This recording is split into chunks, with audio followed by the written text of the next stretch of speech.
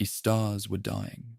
Once, they burned with the brilliance of empires, each sun a testament to civilizations that rose like tides and fell like the shattering of glass. Now their light was dimming, an endless procession of embers fading into the cold black. Across the void, ancient citadels hung silent, their proud banners reduced to drifting shreds, as if the galaxy itself was mourning. And beyond this quiet ruin, deeper than the coldest dark, there was motion. Something was stirring. We have spoken of the long wars, the great crusades, and the storms of the immaterium. But there are truths we do not dare name. Some threats are not born from ambition, nor hatred, nor the folly of mortals. They are older, hungrier. We tell this story not to frighten, but to remember, because forgetting has always been the first step to ruin. And you, yes, you, the one listening now, we tell this story for you. We truly love and care for you, for all who brave the long night with us. Before we begin, tell us, where in the world are you watching from, and what time is it there? Now take a moment, breathe, grab your coffee, and let us step into the dark together. The protagonist, Lord Imperator Kael Sorith, stood upon the edge of the Celestine spire, gazing into the slowly dying light of the Trinarian star. This was the last living sun of the crown cluster, and even it now burned pale, its surface marred by a spreading stain like rot. Kael's cloak billowed in the high winds, though he scarcely noticed. His thoughts drifted far from the crumbling marble beneath his feet. For weeks, visions had plagued him. At first, they came in the dreams of immortals, strange, fractured glimpses of vast oceans of shadow, and shapes writhing beneath waves of liquid fire. But they had grown sharper, more insistent. Now he saw them even in waking moments. Skies weeping with light, impossible jaws closing around entire worlds, whispers echoing from beneath reality itself. The High Council had taken notice. At their last assembly, he had seen the guarded glances, the whispers behind ceremonial masks. Words like madness, corruption, possession. He had led them for centuries without question, holding the empire together through plague, invasion, and rebellion. But in the quiet recesses of their thoughts, doubt was forming, like rust. The spire's doors opened behind him, the sound of armored boots interrupting his reverie. A familiar voice spoke, clear, steady, but edged with concern. "My lord, the cartographers report further void collapses in the Perseid marches. Entire sectors have gone dark." Kael turned slowly, his pale, ageless eyes meeting those of Veritalis, his most trusted marshal. Her armor bore fresh scarring from recent campaigns, yet her stance was as unyielding as ever. "How many systems lost?" Kael asked. "3 confirmed, 5 unresponsive." Kael looked past her to the horizon, where the dying star trembled in its death throes. He felt the whisper again, like a cold breath at the base of his skull. "They are waking." He had heard those words before, in every vision, but the "they" was never named. Vera's voice drew him back. "My lord, there are rumors among the border fleets. Talk of creatures." She hesitated, a rarity for her. "Reports describe shapes that cannot be charted, beasts that slip between sensors, ships swallowed whole without trace." Kael said nothing for a long time. He could still recall the records from the earliest days of the Empire, fragmentary accounts of entities in the immaterium, predators not of the ruinous powers, but something far older. Entities the mechanists refused to name in their codices.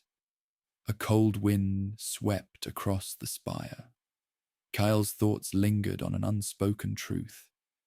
Every immortal lives long enough to realize there are forces that cannot be defeated, only delayed. and perhaps the delay was ending. The dying light of the Trinarian star caught the edges of his armor, bathing him in a pale, almost funereal glow. The empire he had ruled for centuries still stood, but it trembled beneath unseen weight. Wars could be fought, rebellions crushed. But how did one fight the waking hunger of the warp itself? Kale turned back to Vera, his voice quieter now, almost distant. Summon the High Council. We stand at the edge of something none of us are prepared for. Vera bowed, but there was the faintest hesitation in her motion. Even she could feel it, the cold current moving beneath the surface of reality. Kale's gaze drifted again to the dying sun. Somewhere in the deep reaches of the immaterium, something vast and ancient had turned its eyes upon them. He could feel it watching, patient, as if amused by the Empire's illusion of strength. The wind howled against the spire. The dying star trembled. And Kale Soreth, immortal ruler of 1,000 systems, felt the first true tremor of fear he had known in centuries. Far away, in the deep places of the warp, something answered. Kale Soreth did not sleep easily. For an immortal, sleep was a rarity, a concession to memory, not necessity. Yet in the hours after the council was summoned, fatigue pressed upon him like a tangible weight. He withdrew to his private sanctum within the Celestine spire, a vaulted chamber of silvered glass and obsidian steel overlooking the sprawling metropolis below. It was a room that had witnessed his victories, his sorrows, and the countless oaths sworn in blood to keep the Empire whole. But tonight, the room felt smaller, colder. He removed his armor in silence, the ritual motions so ingrained they required no thought. Yet his mind was elsewhere, already slipping into the dark tide of memory. He sank into the high-backed throne that served as both seat and prison for his long vigil, resting one gauntleted hand against his temple. The dreams came almost instantly. Not dreams in the mortal sense. There were no shifting landscapes or familiar faces here. Instead, there was weight, pressure, like the deep ocean crushing down on his spirit. He stood, if such a word could apply, in a vast expanse of liquid shadow, a place where light was swallowed the moment it was born. Shapes moved far below him, slow and serpentine, their outlines distorted as though reality itself was bending to contain them. The voice returned. They have forgotten their place. You will remind them. Kyle's breath caught. He had heard whispers before, fragmented and faint. But now the voice was clear, resonant, almost curious. Who speaks? His voice echoed strangely, as if carried on the surface of deep water. There was silence, then a ripple across the black ocean. Something vast shifted below. He felt it in the marrow of his soul. The voice spoke again, each word heavy enough to make the dreams shake. The first hunger, the last more. You gave us many names when your kind were still prey. Kyle's pulse quickened. Though immortality had dulled his fear, something primal stirred in him now. He took an unsteady step forward, the dark surface rippling under his boot. What do you want? Not want. Return. The voice rolled through him like a wave. We are older than your gods, older than your wars. You build empires of bone and light, and they feed us. Your rise has been a long feast. Now the silence breaks. The water churned. Far below, one of the shapes turned upward. For the first time, Kale saw an eye, or something like one, opening in the dark. It was vast, lidless, the size of a continent. It did not burn with fire or warp light, but with an alien stillness. Kale staggered back. He had faced tyrannid swarms, demon princes, heretic war fleets. But this was different. This was not war. This was predation. The voice shifted, softening, almost amused. Your empire rots, Lord Imperator. Your immortality blinds you. You mistake endless years for strength. But you will serve a purpose still. Before Kale could respond, the surface beneath him cracked like glass. The shapes below surged upward, breaking the horizon in impossible motion. Jaws of shadow closed around him. He woke with a sharp intake of breath, the sanctum cold against his skin. His throne room windows were rimed with frost, though the planet's climate was temperate. Outside, the city still burned with the pale light of the Trinarian star, but it seemed dimmer, as though his dream had leached color from the world. A voice broke the silence. "You cried out, my lord." Kyle turned sharply. Veritalis stood at the chamber's threshold, her expression carved from iron, but her eyes searching his face. "I was dreaming," Kyle said simply. She stepped forward, her boots echoing on the obsidian floor. "Another vision?" He hesitated. Vera had been at his side for over a century. She had seen him bleed, rage, grieve. But there were some truths he dared not speak, even to her. "Yes," he said finally, "but nothing we have not faced. Before."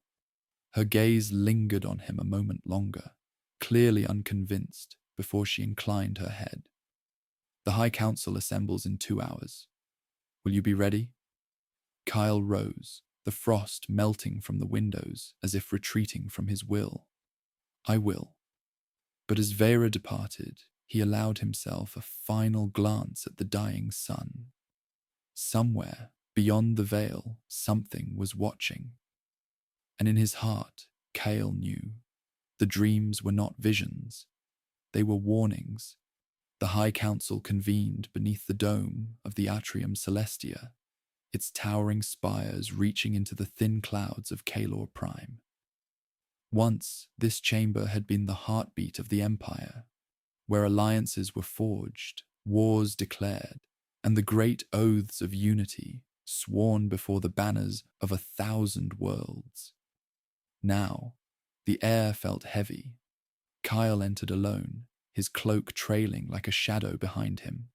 The assembled lords and high officers rose in silence as tradition demanded, but there was a stiffness to the motion. Respect remained, but trust was eroding. At the far end of the table stood Lord Archivist Meriel Drax, his thin form wrapped in layered robes inscribed with runes of knowledge and secrecy. His pale eyes glittered from beneath his hood as he spoke, his voice like parchment being torn. "My Lord Imperator," Drax began, "reports from the Perseid marches continue to escalate. Not only have systems gone dark, but their records vanish as well. Astropathic relays yield nothing. It is as if those worlds were unmade." A murmur rippled through the council. Kale's gaze narrowed. "And your interpretation?" Drax hesitated. The silence stretched until another voice cut through it. Admiral Sarah Vaughan, a woman whose presence seemed forged of steel and war smoke. "Interpretation. The facts speak clearly enough. These are not natural losses. Something moves in the void, and it is not a foe we understand." Others joined in. Voices rose, overlapping, each pushing for action. Reinforce the borders, evacuate colonies, launch punitive fleets. Kyle let them speak, his expression unreadable. Then his voice rang out like a blade drawn from its scabbard. "Enough." The chamber fell silent. Kyle's gaze swept across them, his eyes sharp, ageless, unyielding. "You speak of fear as though it were strategy," he said. "Fear is a tool, but left unchecked, it rots into panic. We are not a realm of frightened children." "Then act as a ruler," a voice interrupted. The words hung in the air, like a sudden crack of thunder. It was Lord High Magister Althran Zaya, a figure of cold intellect and sharper tongue. His crimson robe swirled as he stepped forward, his gaze fixed on Kyle. For weeks, rumors of your visions have spread, whispers of dreams and omens. We cannot afford indecision. If you know what approaches, speak it plainly, or relinquish command to those not bound by illusions. The council tensed. Vera, standing at Kyle's side, shifted subtly, her hand brushing the hilt of her ceremonial blade. Kyle did not move. His expression remained calm, but inside there was a faint tightening, an echo of the voice from his dreams. I have seen what approaches, Kyle said at last, his voice steady. And I will speak plainly. It is older than any threat in our archives. It does not bargain, it does not reason, it feeds. The beasts are waking. The council fell into uneasy silence. Drax's pale lips tightened. The beasts. My lord, those are myths, fragments from the earliest cycles of recorded warp study, creatures beyond the four powers, said to dwell in the deepest immaterium. They are not real. Kyle's gaze locked on him. Reality is irrelevant. They are here. A faint murmur rose again. Doubt, suspicion, fear. Kyle could see it in their eyes. Some believed him. Others thought him lost to the madness of immortality. Zaya's voice cut through the tension again. Then prove it. Give us more than visions. We cannot move fleets on dreams. Kyle's voice dropped, low and edged with iron. You will have proof soon enough. But when it comes, you will regret every moment spent doubting. The council ended in silence. No decisions were made, only careful words recorded in the chamber's archives. When the others had gone, Vera remained. She stepped closer, her expression unreadable. They will follow you, my lord, for now. But their faith is not endless. Kyle turned away, gazing out at the horizon where the Trinarian star sank lower, its pale light fading further. I do not need their faith, he said quietly, only their obedience. In the silence that followed, Vera studied him. She had seen that look before, on battlefields, in the moments before Kyle made the kind of choice that changed everything. Far above, the clouds darkened. In the deep places of the warp, something stirred again. The first beast came at the edge of known space. It emerged from the Vale of Oris, a storm-racked region of the immaterium, long thought impassable. Void storms screamed across the sector, their currents blinding auguries and tearing lesser vessels apart. And then the storms went still. At first, the silence was taken as a blessing.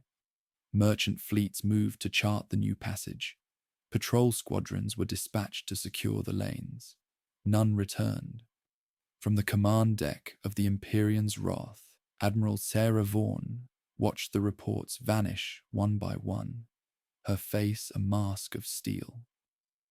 Patch through to the Lord Imperator, she ordered. On Kylor Prime, Kyle stood at the edge of his strategium, the cold light of hololithic projectors painting the air with shifting void maps. Around the glowing sphere of the veil, ship markers winked out like dying embers. They are here, Kyle murmured. Veritalis stood at his side. Then we strike first. Kyle's gaze remained fixed on the projection. Number we will see what form it takes before we commit the fleet. Every battle reveals the enemy. When the beast emerged, words proved inadequate. Witnesses, what few survived, described it as an absence made manifest, a void that drank starlight and thought alike. Its form shifted, impossible to measure, each moment revealing a different shape, serpentine coils, vast wings that unfolded into nothingness, a jaw lined with teeth that were themselves screaming constellations. Ships that approached it reported sudden, crushing silence in the warp. No astropathic contact, no machine choir voices, only the sound of their own dying hulls. The Empyrean's wrath engaged it first. Sarah's voice was cold, precise, unflinching. Target the void distortion. Full lances, fire lances of sun-hot light tore through the darkness. For a moment, there was impact, a ripple across the beast's form, like water disturbed by stone. And then the light was gone, swallowed. The beast moved. One ship vanished instantly, its outlines simply erased. Another screamed over Vox until the sound turned to static, then silence. The wrath itself shook as the void around it fractured. Sarah gave her final order without hesitation. Emergency jump, all surviving craft. Fall back to Kaelor. Kyle stood on the spire's balcony as the first reports arrived. The council gathered again, this time in grim silence. No one dared call the beast's myths now. It is only one, Zaya said at last, voice subdued. One creature did this, and you say there are more? Kyle's eyes met his, cold as the void. Yes, this was only the first to wake. The council erupted, arguments for immediate evacuation, for holy purges of the veil, for desperate pacts with the mechanists, or even stranger powers. But Kyle spoke over them all, his voice a steady blade. We do not flee. We will hold the line. Every empire falls in time. Ours will not fall screaming in the dark. Vera placed a hand on the table, her voice cutting through the noise.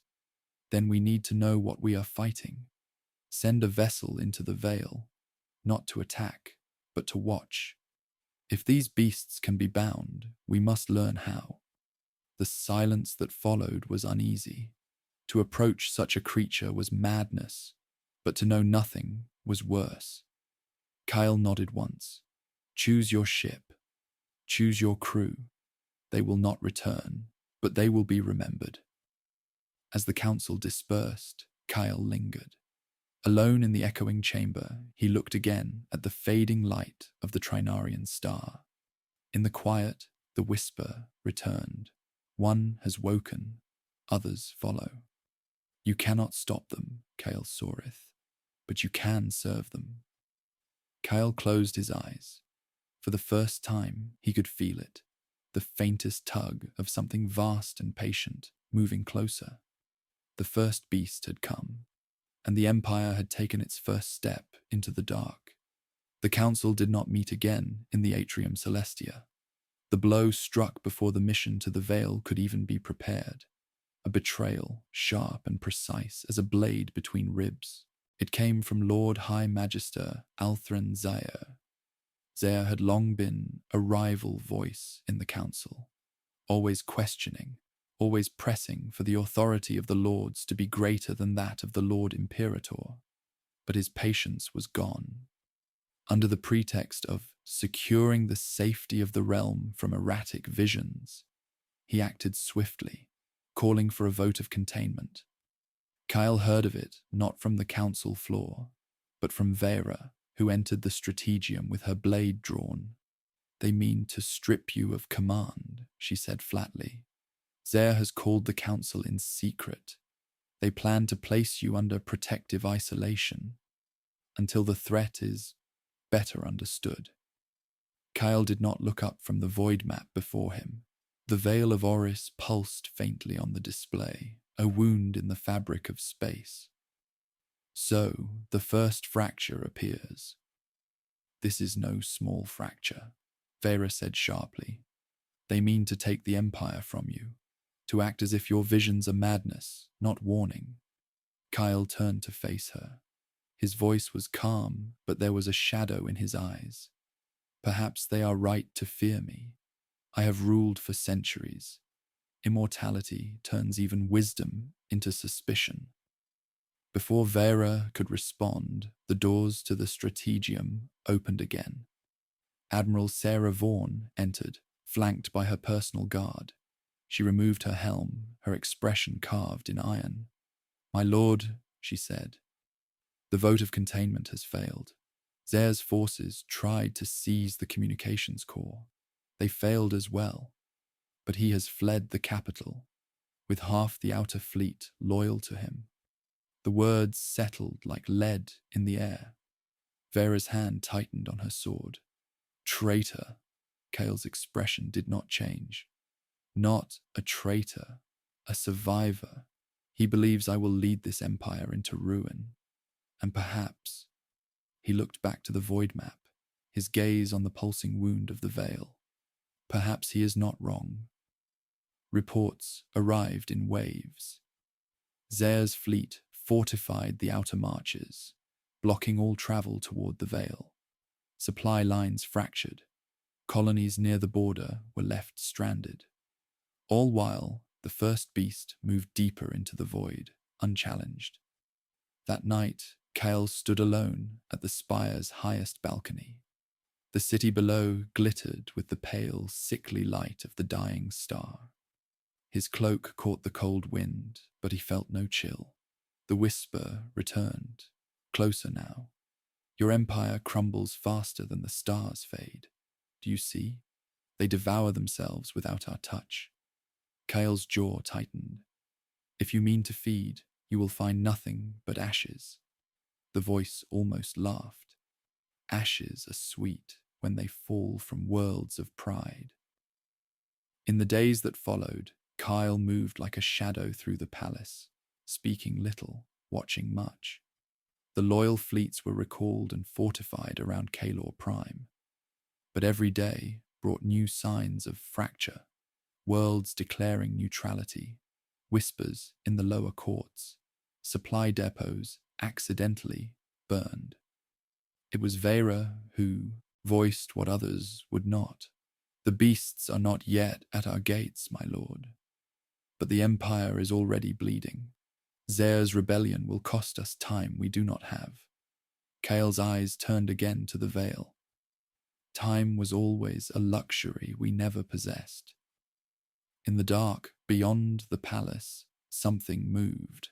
The rebellion of Zare left the Empire fractured, but it also left Kale with an impossible choice. To focus on suppressing the outer fleet risked leaving the veil unguarded. To ignore the rebellion risked open civil war behind his own lines. In the narrow halls of the Celestine Spire, the air felt heavier each day. The pale light of the dying Trinarian star bleeding color from the marble and glass. It was then that Vera came to him with an idea born of desperation.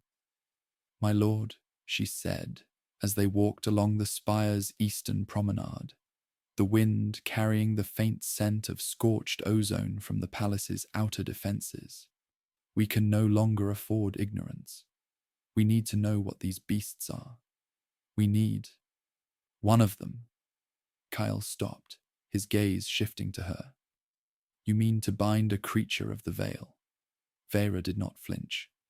Yes, the mechanists speak of containment engines, artifacts from the deep vaults on Karen Vive.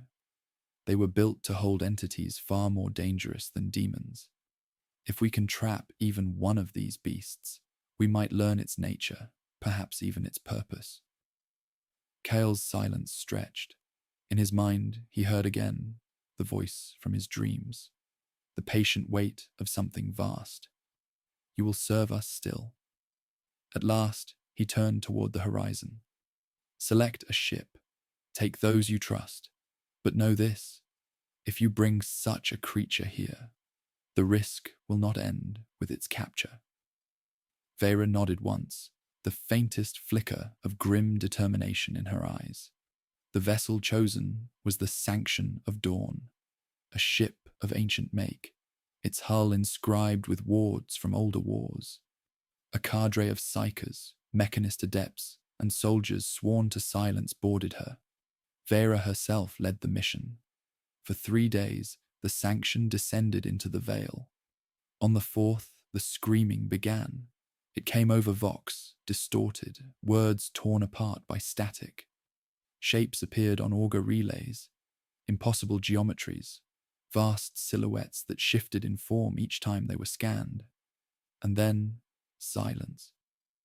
On the seventh day, the sanction returned.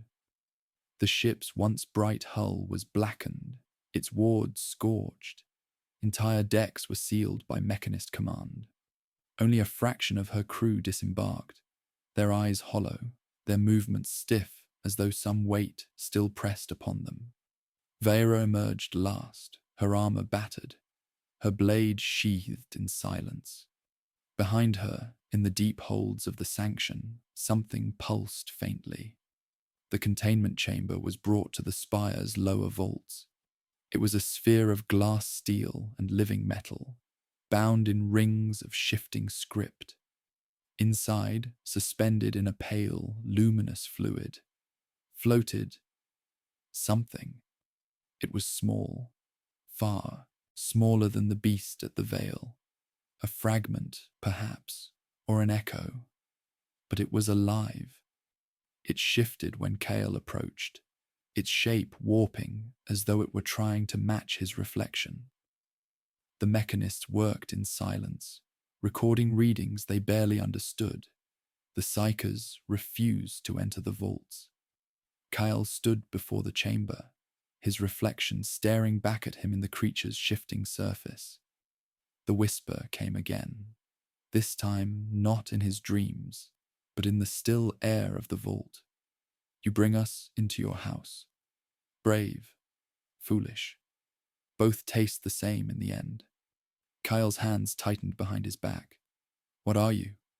The surface rippled. We are hunger. We are patience. We are the end you feared, made flesh. But you already knew that, Kyle Soreth. Vera's voice broke the silence behind him.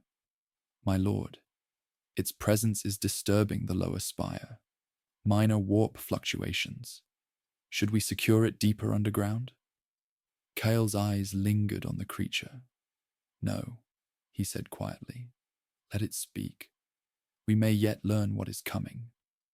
In the stillness of the vault, the creature pulsed faintly, almost as if it were waiting. The vault did not sleep. For 7 nights, the captured fragment of the beast lay suspended within its sphere of glass steel, shifting and twisting like smoke beneath ice. The mechanists worked in constant silence, their chanting low and rhythmic, feeding the containment engines with power drawn from the spire's deep-core reactors. Kyle visited often. Each time, the fragment moved when he entered, its form warping as though it were studying him. Its presence was not simply felt. It weighed on the air, bending the space around it. The guards stationed near the vault spoke less with each passing day. A few began to dream of shapes in the dark. By the 8th night, one of the psychers had torn out his own eyes, claiming they had been taken by the shadow within the sphere. Kyle stood outside the vault doors, speaking with Vera. We cannot hold it here forever, she said, her voice tight. The longer it remains, the more changes we see. Subtle ones, but real. Systems stutter. Lights flicker. People speak in whispers they do not remember. Kyle's gaze was fixed on the vault doors. What did you see in the veil, Vera? Her silence stretched. Finally she spoke. The beast we captured was nothing compared to what followed us. We did not see their full forms, only glimpses. But my lord, she hesitated. There are more, many more, and they are watching. Before Kale could respond, a sudden tremor shook the spire. Warning runes flared along the corridor walls. Mechanists rushed from the vault, their robes scorched, voices raised in alarm. The containment is weakening, one gasped. The fragment is calling. Kyle stepped into the vault. The chamber was awash with pale light. The fragment within the sphere thrashed, its form expanding and contracting like a heart, beating too fast. The containment rings groaned as if under immense strain. Kyle approached. What are you calling? The whisper came, clearer than ever. not calling, answering. The lights dimmed. In the deepest reaches of the veil, a ripple spread. Sensors across the outer systems began to fail one by one. Fleets stationed at the marches reported sudden, uncharted anomalies. The fragment's voice deepened, echoing in the minds of everyone present. The second has woken.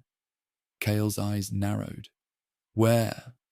The creature's form twisted, folding into a shape almost like a map, if a map could be made from shadow and impossible angles. A single point pulsed faintly. Drax, the archivist, arrived breathless, his robes trailing behind him. My lord, reports from the Ashen Belt. Entire mining colonies gone silent. Patrol fleets gone, as if erased. The second beast had come. Kyle turned to Vera. Prepare the fleets. We hold the belt. If we lose it, we lose the core. Vera bowed, but there was hesitation in her eyes. And the fragment, my lord? What if its purpose is to weaken us from within? Kyle glanced back at the sphere. The fragment had gone still again, its form curling into a perfect, almost serene shape. We will not destroy it, he said at last. Not yet. Knowledge is the only weapon we may have before this ends. Outside, the Trinarian star dimmed further. Far beyond it, two beasts now moved in the dark. The Ashen Belt had never been beautiful. It was a graveyard of broken worlds, a scattered ring of shattered moons and planet-killing debris, circling the dying light of the Trinarian star. For centuries, it had been stripped of its resources, mined hollow by generations of laborers who knew its dangers, but dared them for the wealth it yielded. Now, the belt was silent. Kyle's fleet translated in at the edge of the system. The void stretched ahead, black and cold, the belt's tumbling masses casting faint shadows against the pale light of the star. But something felt wrong. The belt was too still. Vera stood at Kale's side on the command deck of the Empyrean Ascendant. No transmissions, no transponder signals. Even the automated mining drones are silent. Sarah Vaughan's voice cut in over the fleet channel. Lord Imperator, the relay stations are intact, but hollow. No crew. No damage to the structures. It is as if they were simply abandoned. Kyle's gaze narrowed. Not abandoned. Consumed. The words had barely left his lips when the auger screens trembled. Something moved within the belt. At first, it appeared as distortion, a faint ripple between asteroids, as though reality itself were warping. Then, from the shadows, a vast shape unfolded. It was larger than the first beast, its form stretched into countless tendrils that spiraled through the void like a web. The second beast had arrived. Its tendrils drifted lazily, brushing across asteroids and mining platforms. Where they touched, the structures simply folded into nothing, their matter erased without sound or light. Sarah's voice came again, hard and sharp. Targeting solutions online, awaiting your command, my lord. Kyle studied the beast, its endless movement, the way its form never settled. No concentrated fire. Spread the fleet, test its reaction. Learn before we strike. The Ascendant's lances fired, spears of light cutting through the void.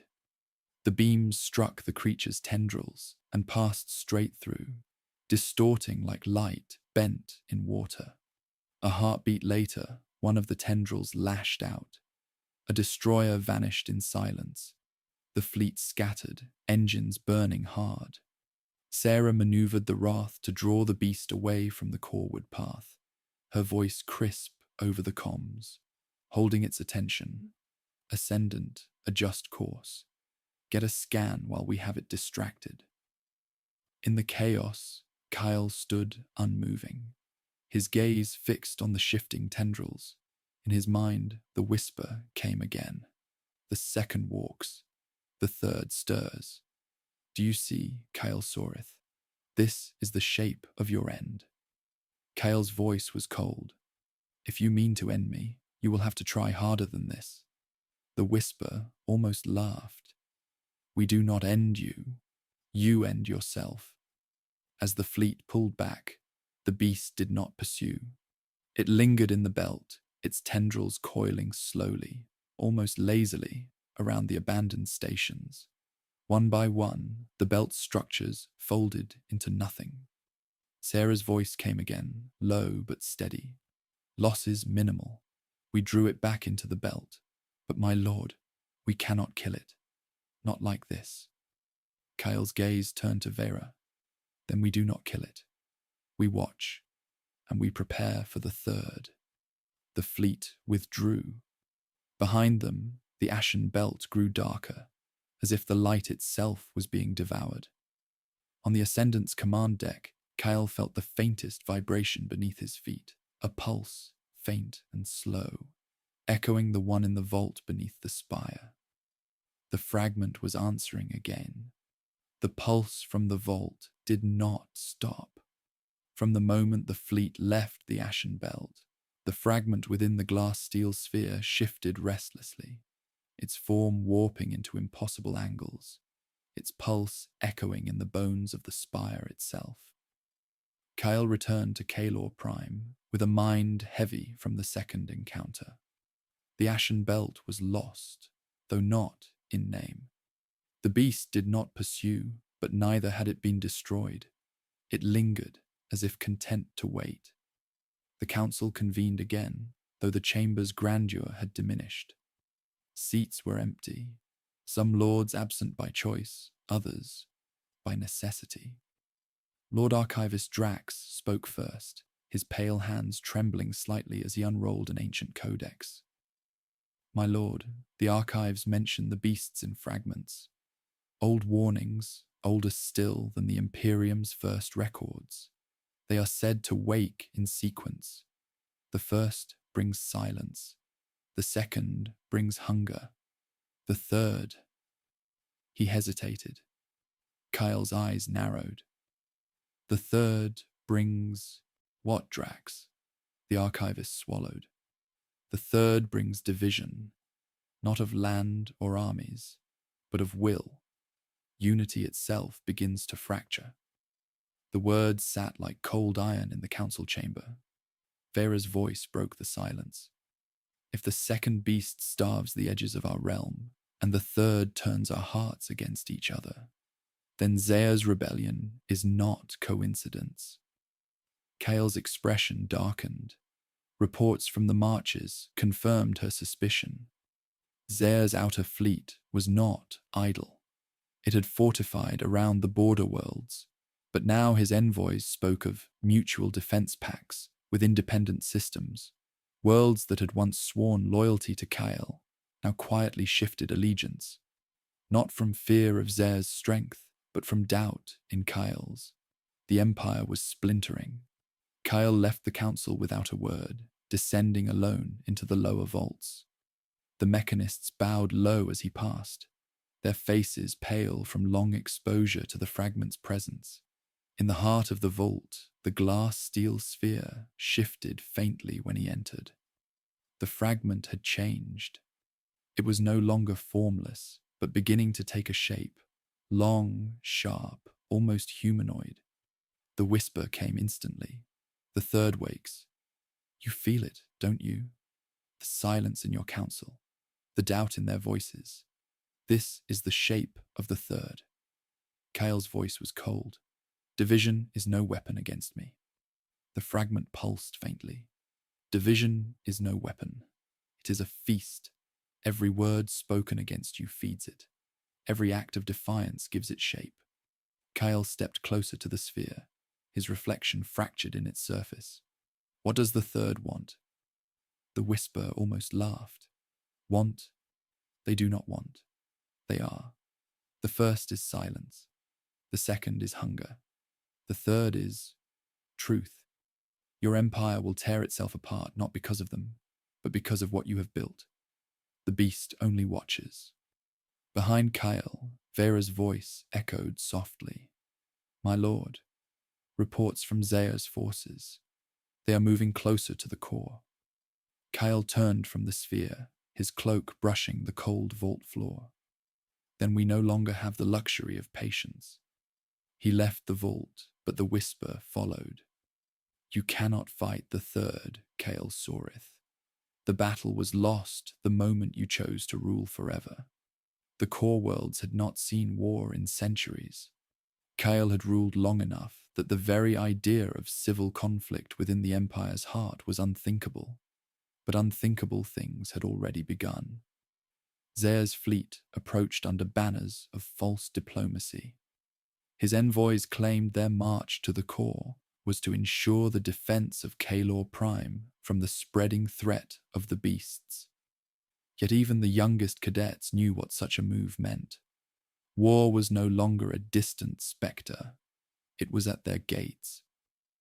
On the command deck of the Empyrean Ascendant, Kale stood at the center dais, the strategic display casting pale light across his features.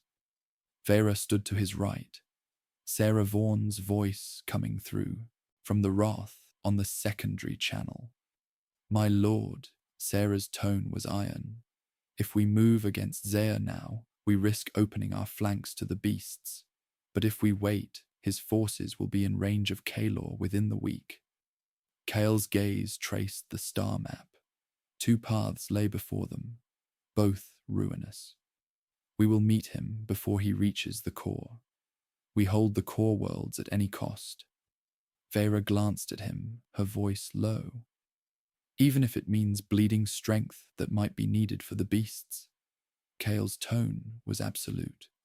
"The core falls, the Empire falls. The beasts will come for what remains, either way." The fleets moved to intercept. The meeting point was the silent meridian, a barren stretch of void between core and marches. Once the site of great orbital forges, it was now only drifting wreckage, a graveyard of an older war. The battle began without ceremony. Zea's fleet emerged from warp, its formation precise and disciplined. Kyle's loyalist ships were already waiting, spread wide across the meridian's shadow. The void ignited as the first volleys crossed the gulf. Sarah's voice cut through the comms. "Flanking formation locked. Drive them inward." Kale's reply was calm but edged. "Hold them. Zea must see we are not broken." In the chaos of void combat, Zea's flagship, the Crown of Oracles, emerged. Its hull was blackened from recent engagements, but its lances burned brightly. Across the distance, Kyle could feel the weight of Zea's gaze. Once an ally, now an enemy convinced of his righteousness. The battle raged for hours. Ships burned, their debris scattering into the void like dying stars. Kyle moved with precision, every order measured, every maneuver calculated not just to win, but to demonstrate strength. But even as Zea's fleet began to falter, Kyle knew the truth. This battle was no victory. Every ship lost here weakened the line against the beasts. At last, Zea's voice came across the secure channel, calm, controlled, but carrying a bitter undercurrent. "You think this proves your strength, Kyle? All it proves is your desperation. The beasts will finish what I began." Kale's response was cold steel. "When the beasts come, there will be nothing left of you to finish anything." Zea's fleet began its withdrawal, disciplined to the last. The Crown of Oracles turned back toward the marches, its path shadowed by fragments of burning wreckage. Silence fell over the meridian. Sarah's voice broke the quiet. "Victory, my lord. But at a cost." Kale's gaze lingered on the debris field. "Every victory has a cost, Admiral. It is the price of ruling forever." In the distance, beyond the reach of augurs, the third beast stirred. The battle at the silent meridian had ended, but the echoes of its cost followed Kale back to Kalor Prime. The fleets returned bloodied. Shipyards strained to repair the damage. And yet, the whispers in the council did not fade. If anything, they grew sharper. Zaire had been driven back, but not destroyed. His survival was its own victory. The core remained intact, but unity was fraying faster than ever. It was then that the third beast awoke. Kyle felt it before the reports came. He stood alone in the spire's high observatory, the dying light of the Trinarian star casting the city in pale gold. The air felt heavier. Sound seemed dulled, as though the world itself were holding its breath. In the vaults below, the fragment shifted again. Vera found him there, her armor still bearing the marks of the meridian battle. My lord, disturbances across the core, governors refusing orders, fleets hesitating to mobilize. It is as if their will is not their own, Kyle finished quietly. Vera hesitated. You think this is the third? Kyle's gaze turned toward the veil, its faint shadow visible even here. Division is its gift. We are only beginning to taste it. The council session that followed was chaos. Lords who had stood united against Zaire now questioned Kale's decisions. Accusations were flung. Why was so much strength spent on the meridian instead of the ashen belt? Why had the fragment not been destroyed? Why was the Lord Imperator more concerned with beasts than with rebellion? Kyle listened in silence. It was Drax who spoke quietly from his seat, his voice almost drowned by the noise. The third does not fight with weapons. It fights with mirrors. We see our own doubts, and we turn them into blades. The council chamber fell into a tense quiet. Kyle's voice was calm, but cold. You think your doubt is your own. It is not. It is theirs. And every word you speak now feeds them. Several lords bristled. Zaire's envoys sent new messages, calling for peace talks, but even their words were laced with poison, subtle implications that Kale's reign was the true threat to the Empire's survival. In the vaults, the fragment's pulse matched the rhythm of unrest in the core. It had grown larger now, its form more defined, its surface hinting at countless faces, all speaking at once, none in harmony. Vera confronted Kale in private. My lord, if we do not act, the core will fracture without a shot fired. Zaire will not need to march on Kalor. The people will open the gates for him. Kale's expression was shadowed, his voice low. Then we close the gates. We prepare for siege. The Empire will hold, even if its heart beats against itself. But as he spoke, Kyle could feel the truth settling, like lead in his bones. The third beast did not need to breach the gates. It was already inside. The siege of Kalor Prime did not begin with the thunder of enemy guns. It began with silence. Ships that should have arrived with supplies never came. Fleets that had sworn loyalty to Kyle sent word of delays and strategic redeployments. Entire provinces began declaring neutrality, not in support of Zaire, but in quiet refusal to act. The core still stood, but its arteries were closing. Kyle walked the grand corridors of the Celestine Spire in stillness, listening to the empty echo of his own footsteps. The voices that had once filled these halls were gone. Many lords had left the capital, claiming urgent business on their homeworlds. The third beast's work was almost complete. Vera found him on the spire's eastern balcony, looking out across the sprawling city. The light of the Trinarian star had dimmed to a faint ember, casting the towers in long shadows. My lord, she said, Zaire's forces are moving again. He does not march on Kalor, but the core's outer worlds.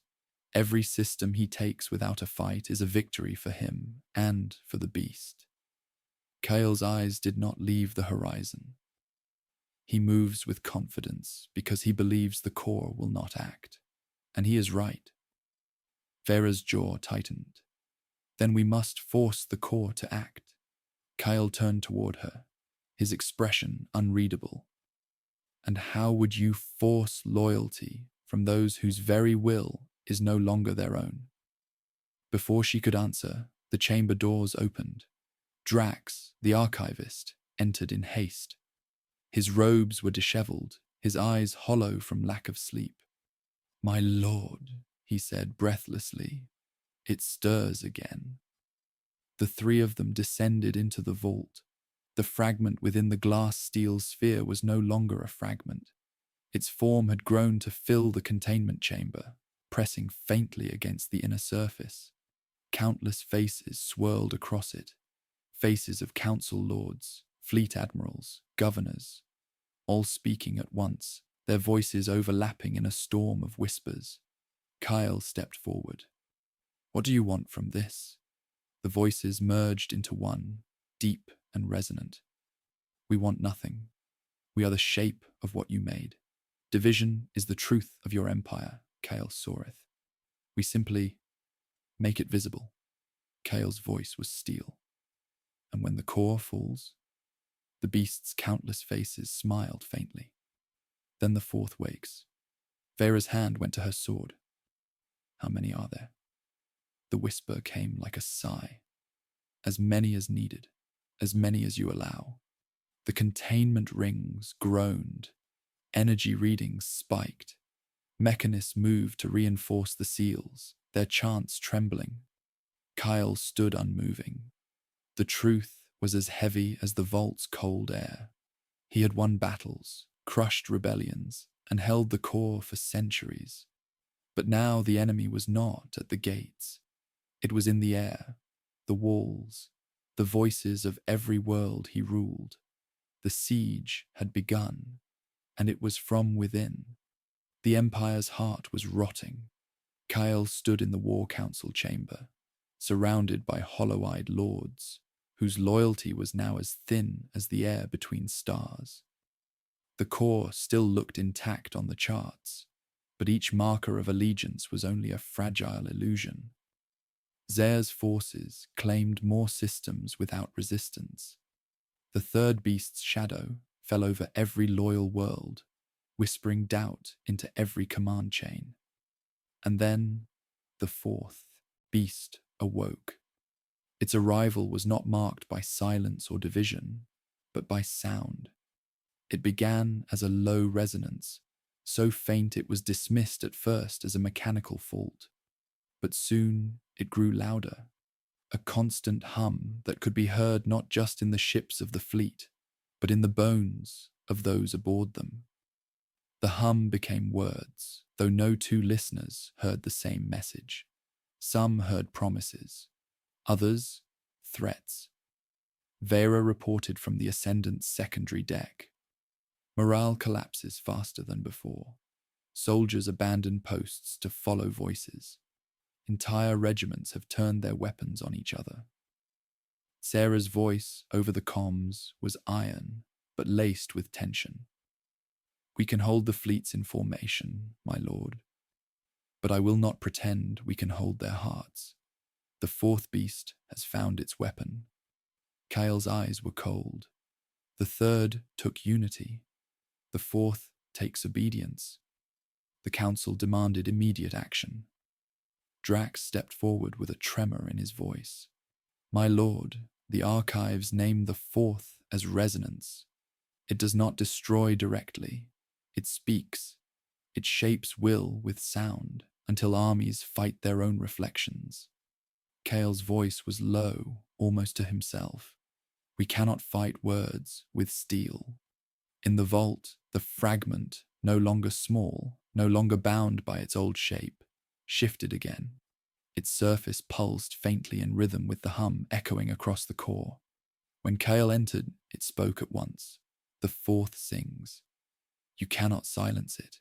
You can only choose the melody." Kale stepped closer to the sphere. "And what melody do you offer?" The beast's countless shifting forms almost seemed to smile. Yours, always yours. You could end the hum.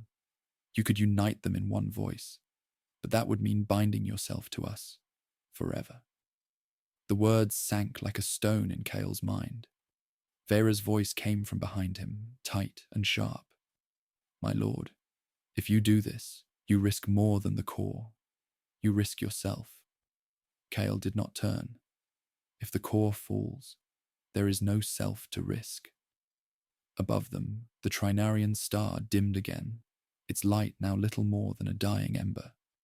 In the shadow of its fading glow, the fourth beast's song spread across the core, each note a blade, each harmony a chain. Kyle returned to the spire knowing the truth. The final choice would not be about the beasts. It would be about him. The fourth beast's song had become a constant presence.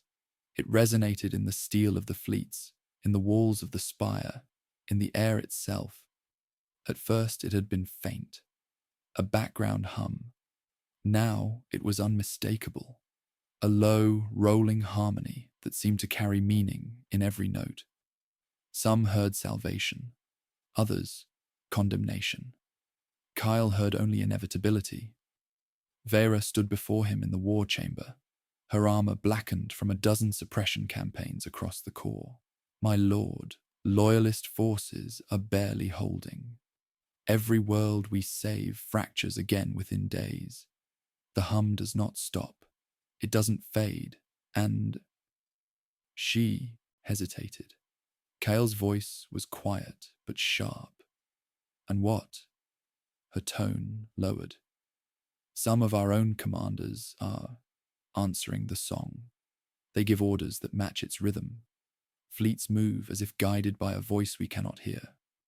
Kyle's expression darkened. The fourth beast does not seek battle. It seeks surrender. In the lower vault, the fragment swelled larger than ever before, its form now vast enough to cast shifting shadows along the entire chamber. Mechanists had reinforced the containment rings 3 times, but each reinforcement seemed more fragile than the last. The fragment spoke when Kale entered. The song is not for you, Kale Sorith, but you hear it still. That is why it troubles you. Kale stood before the sphere, his reflection fractured and multiplied across its shifting surface. You claim it is not for me. Then what is it for? For them, for all who follow you. It is the song of choice. They are tired of yours. Kyle's voice was ice, and if I silence it, the whisper shifted to something almost like amusement. Then you replace it. One song ends, another begins, but every melody needs a singer. Will you be that voice, Kale Sorith? Will you bind yourself to us to drown out the song of the fourth? The words weighed heavily in the cold air of the vault. Drax, standing at the edge of the chamber, spoke in a trembling voice. My lord, the archives speak of this. The fourth's end can only come from a unified voice, but it will not be free. The singer becomes the fifth. Kyle turned sharply. The fifth? The archivist nodded slowly, his expression pale. The archives speak of 5. The last does not wake on its own. It is made. Silence fell heavy in the vault. Above, the song continued, winding its way through every street, every hall, every fleet. Zaya's forces were closing in on Kalor. The core world still stood, but they stood hollow, swaying gently to a music none could silence. Kyle stood at the edge of choice. To silence the song would mean becoming the very thing he fought, and the fifth beast would bear his name. The spire was silent, not the silence of peace, but the silence that follows a final choice. Outside, Zaya's fleets closed around the core. The fourth beast's song rolled across every world in perfect harmony, its rhythm tightening like a noose. In the vault below, the fragment waited. Kyle descended alone. The mechanists and guards had been dismissed.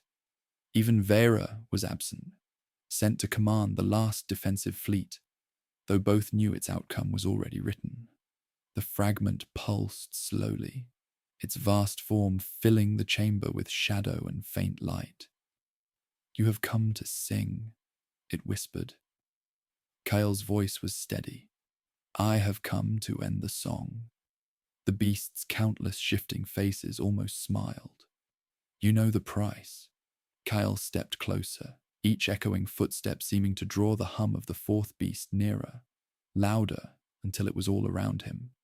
"This empire was never meant to last forever, but if it must end, it will not be with your voice."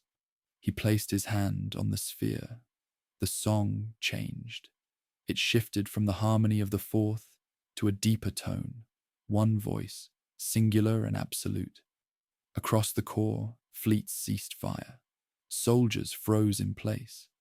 The hum that had haunted them for weeks was replaced by a command so clear it left no space for doubt.